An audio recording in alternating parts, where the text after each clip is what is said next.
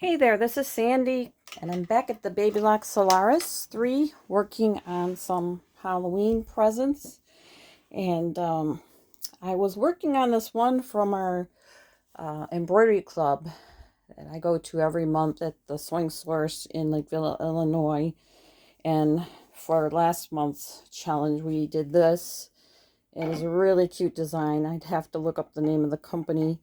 I can't remember what it is off the top of my head.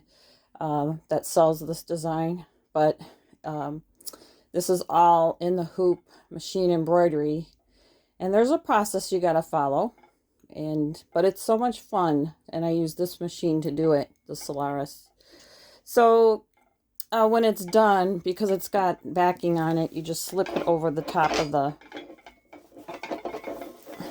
little gizmo. Actually, before that, I should tell you that this is the bottom piece that comes with it, and it's got like a buttonhole in the middle, and you slip that over the top, and then this gets slipped on right over the top of that. And so that one looks like, let's see, I can't really get back far enough. There we go. So that's what that one looks like. And this design came with this little bottom piece, and these two, this thing I got at the Dollar Tree store by me. And so that's that.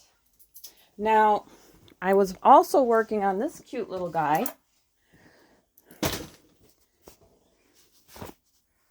Let's see.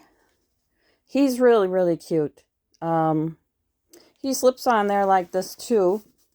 And this is how it's designed. When I look at the site there, that's all they have here is, you know, this little guy standing on the paper towel holder.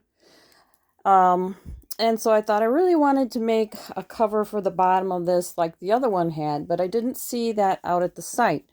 So I thought I'm going to use this machine to, another lady used the machine, IQ Designer feature, and I just ran out of time. My machine was in the shop for a couple of weeks, so I'm really far behind on my projects. Halloween's just right around the corner, and I still have to finish this, which I'm almost done with, and then I want to start working on a pillow. It's called the Enchanted Pumpkin Pillow. So I'll finally get to that. But what I did was I went into, I'm not going to show you all of this because I'm still learning IQ Designer, and it was like trial and error to get this design that you see on the screen here in. But basically what it was I went into the IQ Designer feature of the machine, and I added a circle. I enlarged it to be about 7.5 inches, and I changed the stitch type around the edge of the circle to be a straight stitch. And I did that a couple times because I wanted to do it like in the hoop. So I wanted a placement stitch, and then I wanted another circle that same size. So once I could lay down my fabric on top of the placement stitch, then I wanted it to stitch on top of it, which is where I'm at right now. And so after I did that second round of circle stitching, I trimmed the edges of the circle. So now the next thing I did in IQ Designer was I added a stipple. So this is the stippling stitches right in here, and I'm ready to sew that out. And after that, I believe what I did in IQ Designer was I made an inside circle, and I might not have put enough placement stitches down on that because I think I should have put 2 and I only put 1. So I can always back up and restitch. It's the same hole. You'll see when I get there. Because in the center I want to stitch a placement stitch to show where the fabric should go, put my fabric down, stitch it again, so that's the one I didn't have in there, then trim around the edges, and then do that next round of satin stitching around the hole in the middle. And so that's all part of IQ Designer. So if I would have done this perfect, I would have had 2 circles and then another circle with a satin stitch. Then I think at the end I have the satin stitch around the outside and then the buttonhole in the middle. And all I did for that was I took a square and I turned it into a rectangle. I kind of measured inside the circle, and then I changed the outside stitch so it's satin, and all of these I like to shrink the width of the, actually I enlarge the width of the satin stitch, and then I increase the density so that it's real nice and tight and close together. So let's see how this stitches out. There's the screen. I'll enlarge this. You can kind of see there's all the stitches. You can see the stipple is right there, but if I go back, I'm on thread 3 because I was looking at how I did that, and I'm going to go up. If I go at the top, this is what I'll show you. So can you see what I'm doing? There we go. So this is number 2, so I'll go at the beginning. This is the beginning. On the screen, you should see the first circle. That's the placement stitch. So I did that already, and I put this purple felt down on top of it. So I know about how big I'm not going to, so I can make sure that when it stitches down the next one, it'll stitch on top of the felt. Then the next one I did was the second one, and that's where I put this fabric down on top of that row of stitching, and made sure it covered all the sides and stitched around that. So then the next one, this is the stippling, and I'll just go through this quick and then I'll come back to it because this is where I left off. The next one is, it looks like I did an inside and outside. I don't know if that's right. We'll have to see when it stitches out if I have an extra one in there. That's the inside. Yeah, that might be an extra one. So anyway, that's the inside circle. So that's my placement stitch. And I think I should have put another one in there, but the next one is probably the satin stitch. Yeah. So I have to make sure I back up and do a second one so I can put the fabric down after the placement stitch.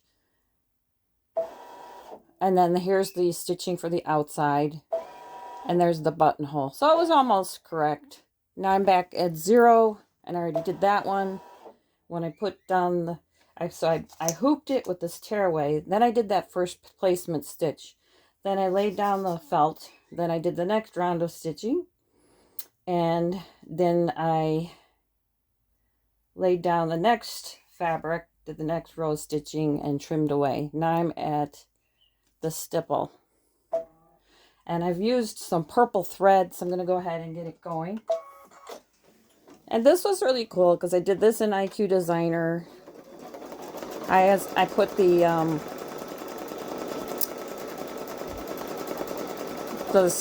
I made sure that, I think the reason why that other double circle we saw was in there is because I had to put that there in order to fit the stippling inside the circle. Like, I didn't want it to go inside, like in the center. I just wanted it around the outside. So I have that extra set of circles in there.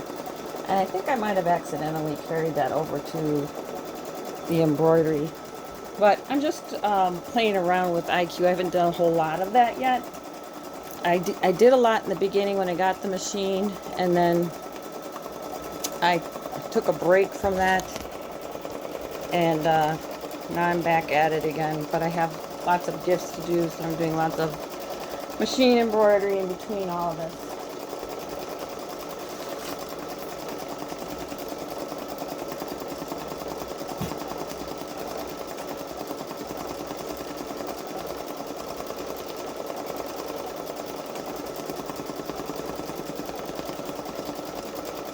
Yeah.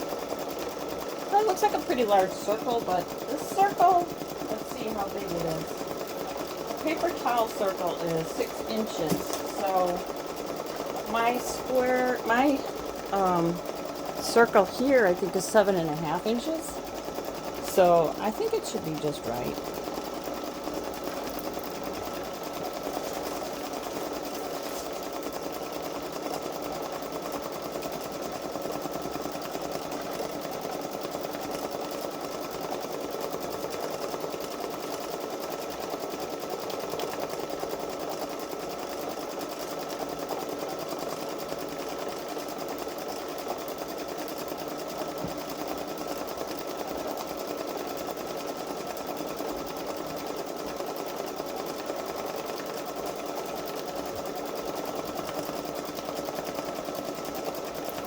I'm looking for fabric. I just hear these little clinks. I want to make sure that this, yeah. I'm just going to tighten everything just to make sure nothing's coming loose. Yeah. Yeah, everything's good. I don't know, sometimes I hear it clicks. I think it's probably this paper making noises.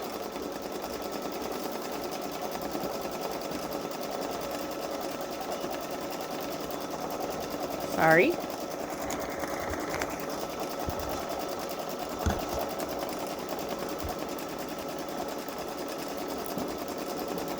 On that other white. It's kind of dark in here today. I love sewing during the daytime, and I never can get it all done.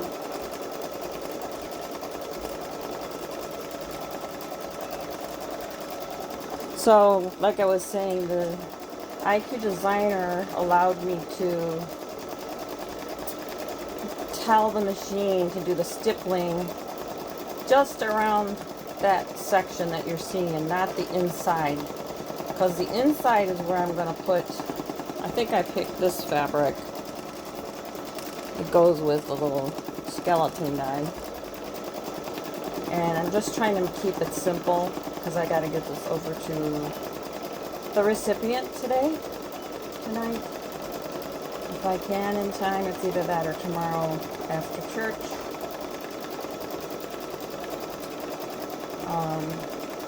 But yeah, we're on number 3 out of 8 threads if I did it right, and I might have 2 extra steps in there, but we'll see. See how it goes. I think I'm probably going to skip over that double circle one. I have a lot more practicing to do with IQ Designer.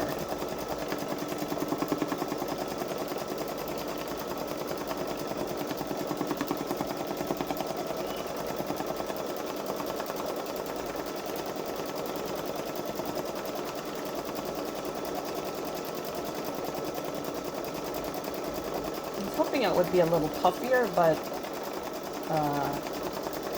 that felt is helping it to maintain the lift after the stippling. But this is the first time I've done stippling, so like next time maybe I'll put 2 layers of felt in there. So here is, if I back up, see that donut? That is where I was telling IQ Designer to take this picture and put the stippling just around that outside, and I guess I didn't take it out. I guess it wouldn't hurt to sew it, because this would give me my inside line, but I think I'm gonna just go over it. So this is the inside line. This is the placement line.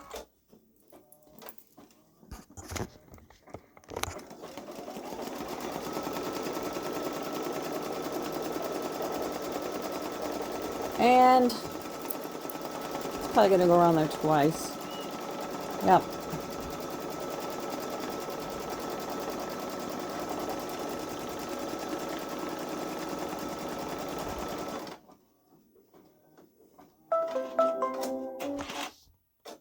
Okay, so now, see how it moved over to the satin stitch? Well, I'm still at the needle plus minus, so I'm going to go back one because I don't want to do that yet. I have to put my fabric down and stitch around it. So I'm going to go up, and what I should have done is put another line, another circle. I copied that and put it in there. But since I didn't, I just back up and do it this way. So there we go. And I haven't been changing threads. I could have changed it, I think, so that it didn't do 2 rounds of stitching, but I guess it's good that it does, since I'm trimming it away. And I'll get the trimmer. I'm using my scissors. Okay, so now if you can see the screen, I'm just trimming that big piece away. Don't use that. I'm going to take this back a little bit. I don't know why that didn't cut. So I'm going to trim away this outside. This is called In the Hoop machine embroidery. I've been doing a lot of this. I did more last year than this year, but that scarecrow was in the hoop. The ghost, not the ghost, the skeleton that you saw was considered in the hoop. Last year I did a bunch of mug rugs. So that's all you have to do with that. I think I got that trimmed good enough. So now I'm going to push this back in. Now I'm going to decide what color thread do I want. Do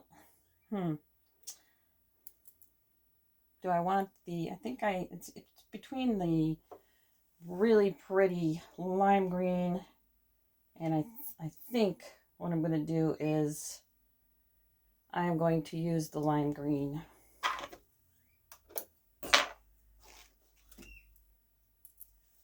It's more of a neon green. I don't know what color this is. It's a Floriani thread. It's really pretty. Neon thread. Okay, so now if you can see on the screen, this is going to stitch out the satin stitch in the center. So I'm going to go ahead and do that. Hopefully I sized it correctly.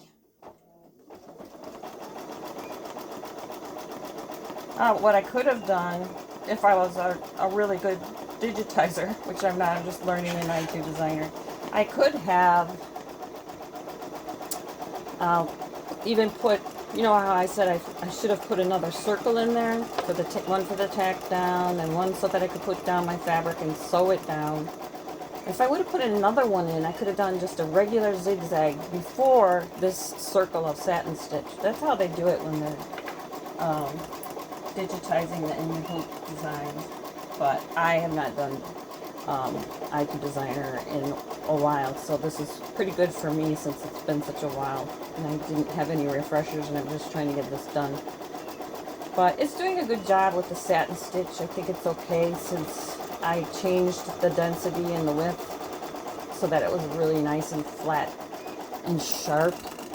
The only stitch I think after this is the outside, and then the last one is the buttonhole in the middle. So I'm going to just move you over here.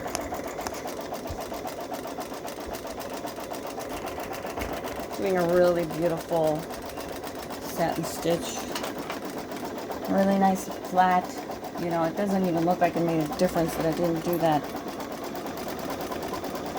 tack down stitch and on the edge like a zigzag around the circle. Doesn't even make a difference. Just doing a beautiful job.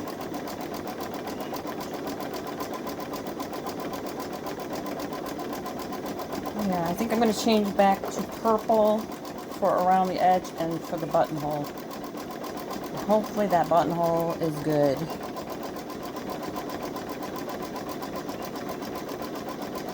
Just kind of winging it.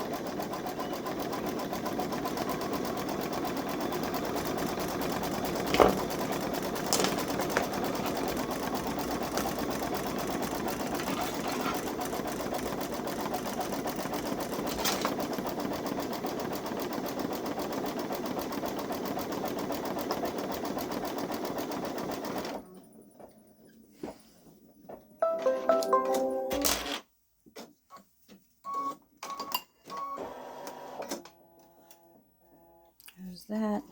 Yeah, so we're at the satin stitch on the outside next.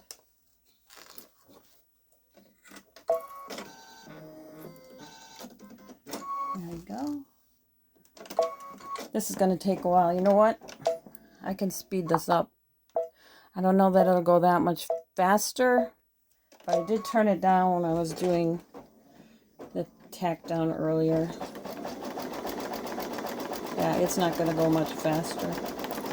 This stitch says it takes 7 minutes to stitch out.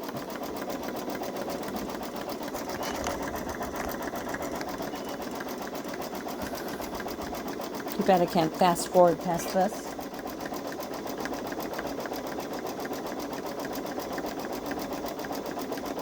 But it's all good. I can start putting my threads away. So yes, one of these, actually both of these are gifts. Hopefully they like them.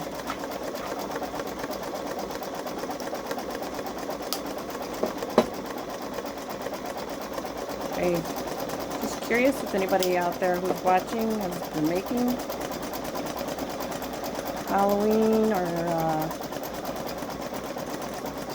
autumn embroidery projects.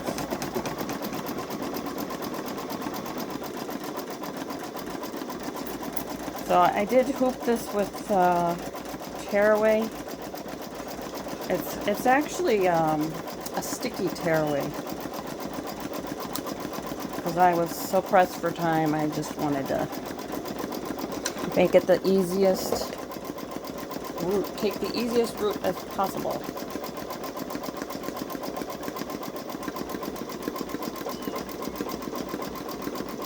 And that buttonhole is probably 1 minute to stitch out. There, let me see how much time left. So that's 5 more minutes of stitching on this. If you like my channel, I've just been on a journey to learn as much as I can about this machine. And it's been fun.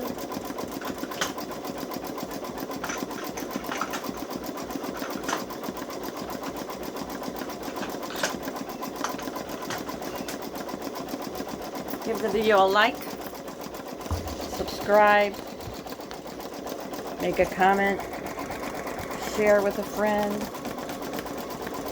whatever you want to do. I'm just doing it for fun.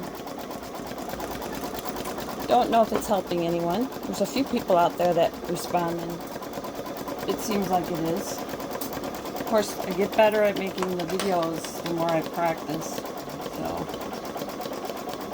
and if you're new, I don't like to film like a whole embroidery project. So usually, so many thread changes and take so much time that I don't think, my guess is that people wouldn't want to stick around for the amount of time I spend on some of these projects.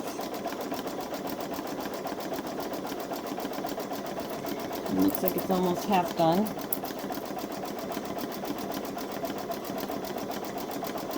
Four more minutes in this one. I think I should do probably purple in the middle of that buttonhole. And then all I have to do when I'm done is trim around the outside. Just had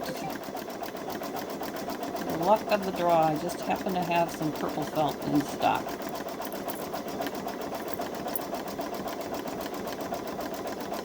I used black on the skeleton die. Oh, I can show you this other one while you're waiting.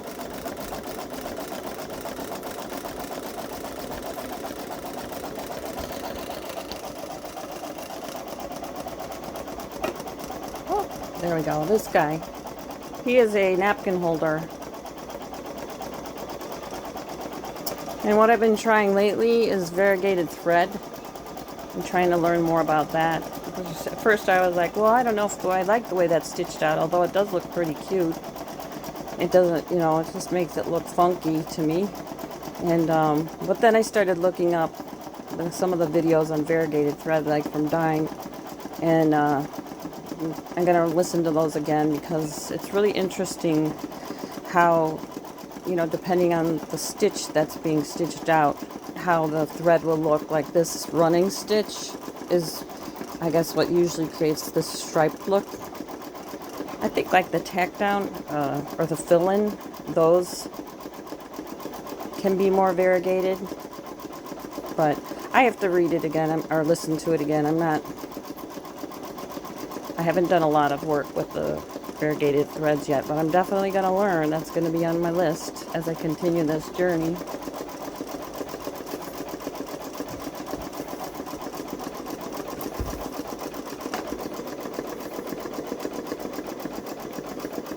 And then I will definitely cut the center of the buttonhole. I'll probably probably finish the whole thing.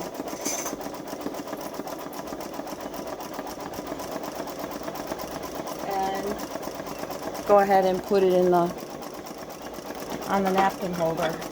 Did it all ready for the delivery. And really, it's really coming down to the wire this time. It has. I feel like I've been running but just having a lot of fun ever since I got this machine. And again, I got it at the Sewing Source in Lake Villa, Illinois. Got the machine there. This embroidery club is there every last Saturday of the month. They have a website that's usually in my description, just because I'm trying to help small business. And they have beautiful fabric there. I got my new scissors. Let's see, where are you? I wanted to get something for what I'm doing is in the hoop things, because this one is nice and sharp and will cut off fabrics that are not, you know, sometimes I don't like to measure out the fabric. I just like to lay it out there and let it stitch out and then cut it off. So here, see that buttonhole? That's what we're doing next. Okay, hopefully this will stitch out good. Good. You know, I lined it up that it was so, like, just about inside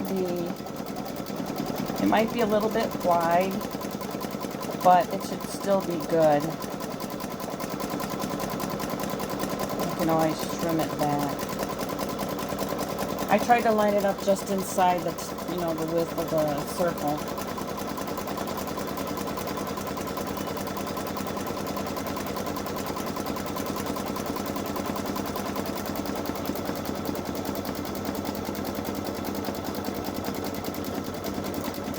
You know, I kind of like the fact that it's wider, because this one, let me back you up. This one is here, and it's like a typical buttonhole, but it's so dense with all of the fabrics that I laid down that it was really super hard to cut it. And so, even though this is a little bit wider in the middle, I think I might like that, because I'm going to cut around the outside, because I think it'll just be easier to cut through everything. Okay, I'm just going to try and, let's see.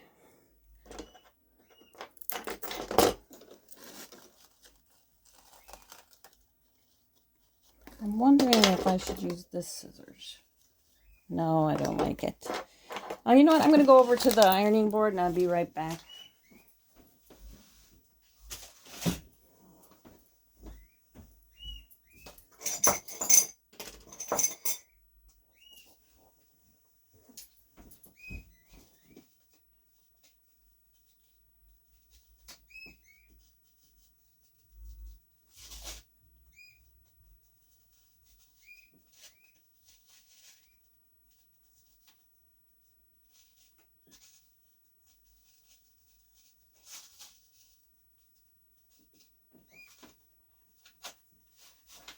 Almost done.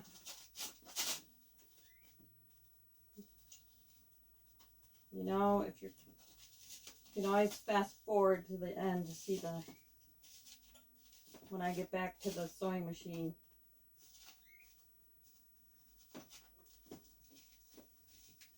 I'm going to trim this a little better once I am done filming, because I'm a little rushed, knowing that somebody is waiting over there.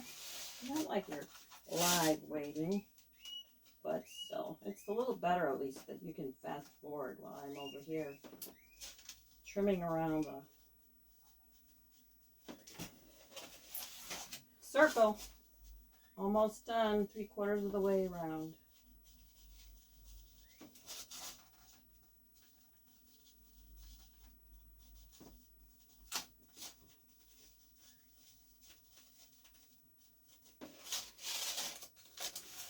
Very cool.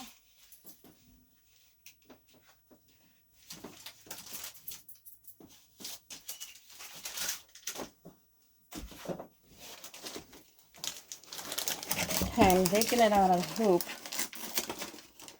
It was finished embroidering. I'm going to tear off. Let's see if I can back you up.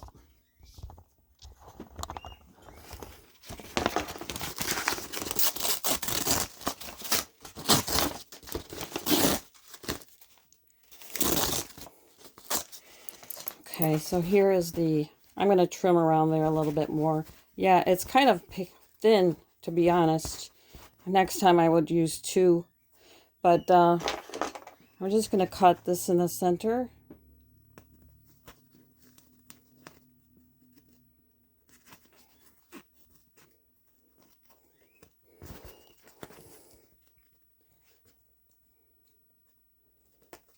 It's like cutting a regular buttonhole. See if I can get this.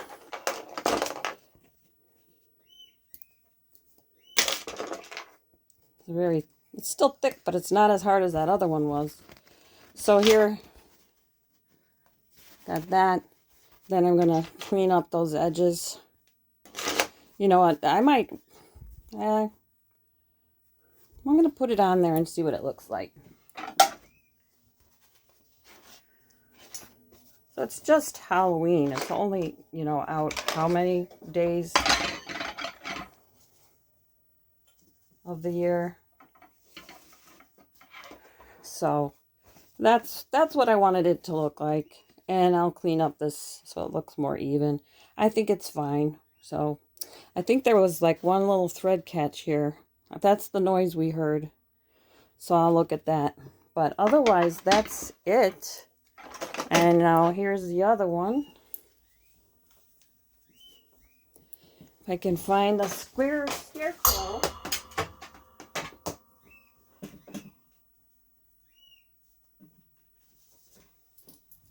Yeah. So you got an idea of the skeleton, and there's the scarecrow. So you can probably see both of them now. There you go.